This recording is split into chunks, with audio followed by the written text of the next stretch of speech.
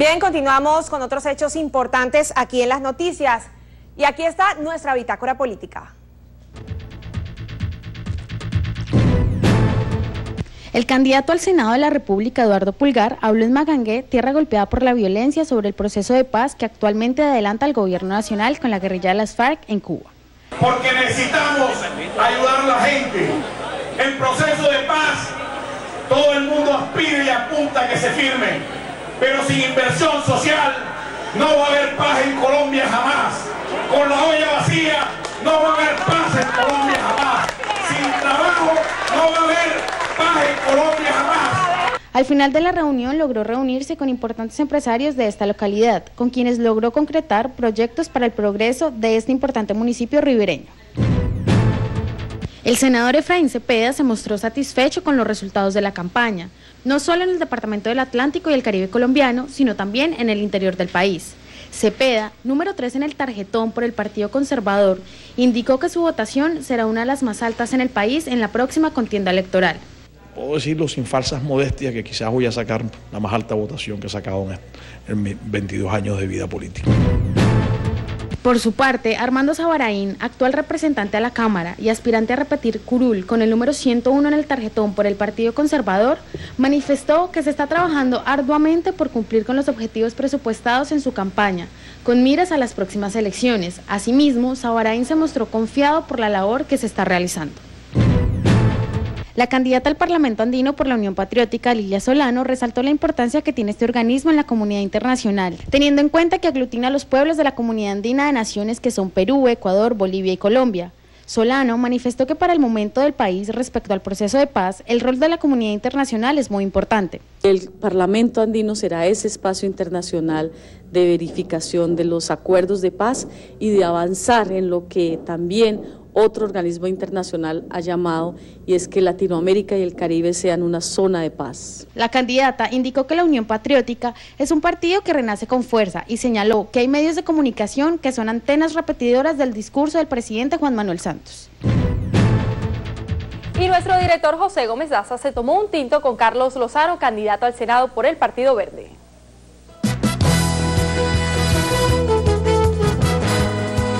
Un tinto con José Gómez Daza.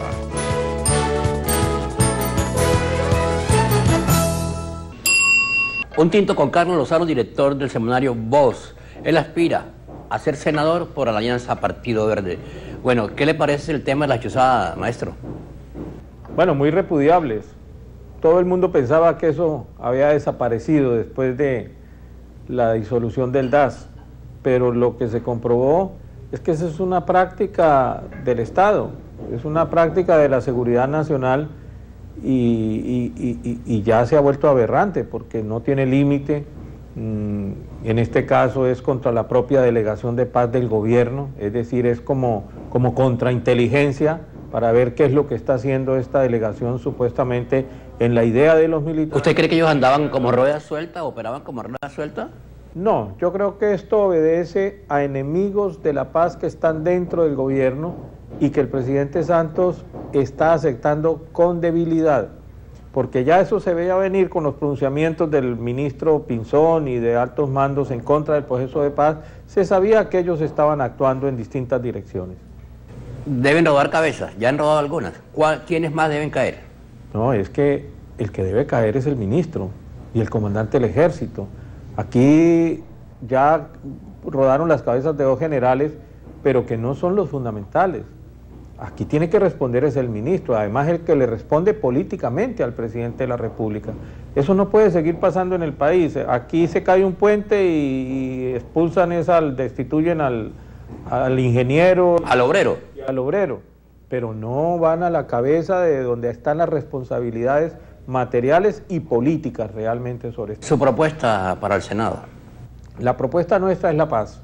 Nosotros estamos trabajando con el eslogan de Elige la paz, la idea de que la paz es con democracia y con justicia social, entonces hay que abocar una serie de reformas, el tema de salud, educación, cultura, vivienda, hay muchos temas que hay que abordar. El tema del medio ambiente y que tiene que ver con la presencia de las multinacionales es realmente aberrante lo que está pasando aquí en la región Caribe, por ejemplo, con esta presencia de las multinacionales que actúan con su propia ley, con sus propias normas, que no solamente saquean las riquezas naturales, sino que depredan el medio ambiente. La Drummond. En el caso de la Drummond, las comunidades tienen que intervenir en esto y por eso vamos a presentar al Senado de la República un proyecto en el sentido de que la consulta popular debe ser la que defina este tipo de concesiones en las regiones.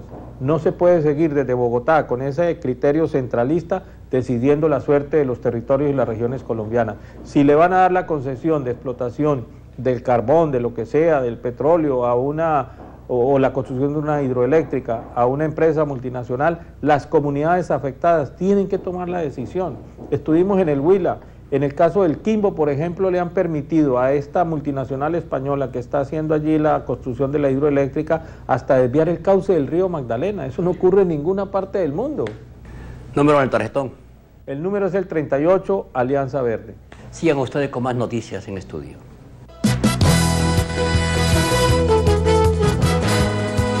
Un tinto con José Gómez Daza.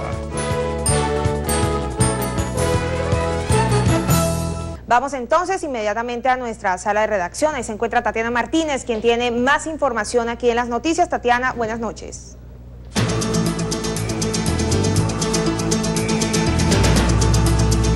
Buenas noches y mucha atención. Se confirma la muerte de otro recluso que se encontraba en cuidados intensivos tras el incendio en la cárcel Modelo. La cifra de muertes asciende a 15. En las últimas horas falleció Jorge Horacio Mesa Jiménez, quien presentaba quemaduras en el 69% de la superficie corporal y falla multisistémica. Su fallecimiento se suma al de otros 3 reclusos que murieron en menos de 24 horas. Esto es todo en las noticias Última Hora. Sigan en estudio con más información.